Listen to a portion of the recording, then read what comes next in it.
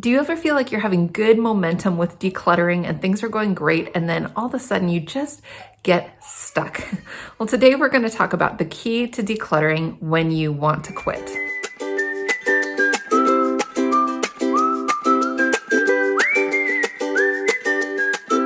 Well, if we haven't met before, my name is Betsy. I have a wonderful husband and 2 small kids and a 3rd one on the way. And today I wanted to touch on this whole idea of the key to decluttering when you want to quit. I've had it with this dump! This has happened for me. Maybe this has happened for you. Maybe it's happening right now, and that's why you clicked on this video. You are decluttering and things seem to be going really well, and then you just kind of get stuck. Oh no, I'm stuck! You get overwhelmed, you get discouraged, you feel like you're not making progress. And so today I want to talk about what, in my opinion, is the key to decluttering when you come to a stuck point. Now, this may seem at first like it's coming out of left field, but I promise you this will all make sense. Many years ago, I read a book called Getting Things Done by David Allen. This is a well-known book, but it's really kind of geared towards people that are in the corporate world. I mean, in a lot of the old versions of the book, he's wearing like a suit and tie on the front. For me, as a stay-at-home mom, this is not necessarily the first book I would think of to look at for tips in terms of decluttering and taking care of my home. But there is a key principle in this book that I feel like is so crucial to when we get to a stuck point in decluttering and has been super helpful for me. That principle is called next action. In this book, David Allen talks about the whole idea of your project list, of the things that you're trying to get done. How do you accomplish projects that are big, that feel overwhelming? We often will put a big project on our list of things to get done, and it just is kind of this big blob. We might kind of start on it, but then it's like, oh my word, and we just kind of freeze because we're not sure what to do next. And so David Allen introduces the principle of next action. Instead of putting just a project on your list, one of the good examples I can think of for your home is decluttering your linen closet. You walk by the linen closet, you're putting stuff away in there, you're stuffing more towels in there, and you're thinking, oh, I really need to deal with this.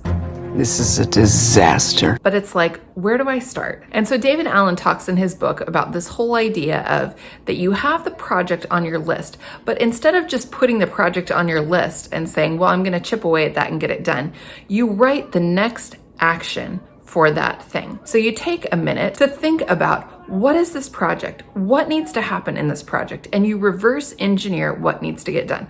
Obviously, with a linen closet, the finished product that you want is a decluttered linen closet. That is a joy to open. It's not hard to put sheets and towels and things into and take them out of. You can clearly see everything you have. That's the finished product you want.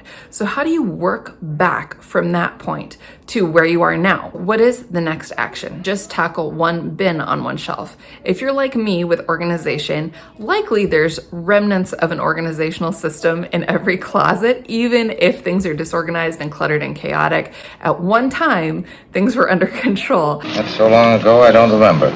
You might just set a goal for yourself. All I'm going to do today is pull out this container on the top shelf, our first aid kit or something. I'm going to go through this, make sure that it's up to date, toss things that are old. So you're breaking it down and you're just doing the next action. Okay, so once you've finished taking care of that bin that has the first aid stuff in it, you're putting that back, that's done. Okay, what's the next action? Okay, what's next to that is a whole container of travel size bath products that you never use, that you saved because you thought you might use them.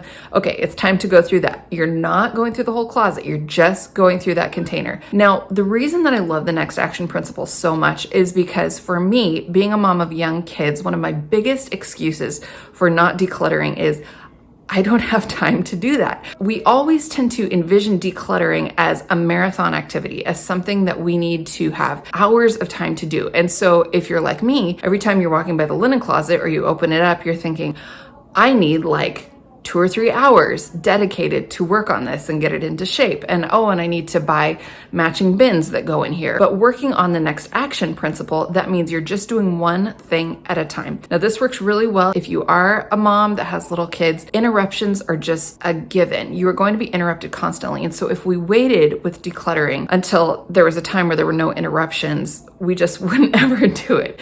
That's not happening. having kids that are 5 and 3.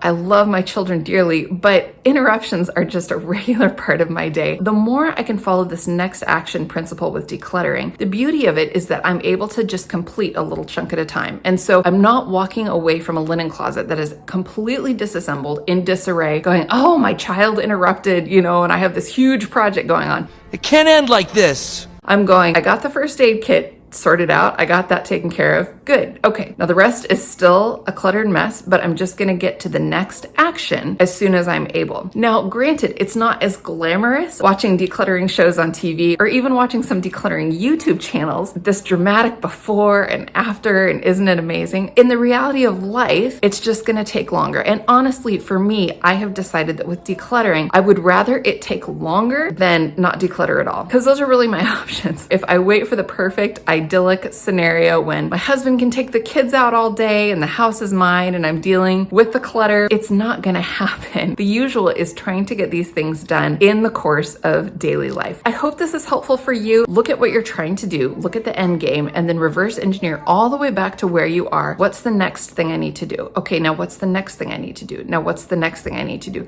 And you will find that, it really is like eating the elephant one bite at a time. You will find that you actually have greater success because you're just making that slow and steady progress. If you are interested in more videos on decluttering, I will link a few that I have done down below. And I have also linked below my free guide, 5 steps for decluttering any space in your home. And I will see you in the next video. Bye.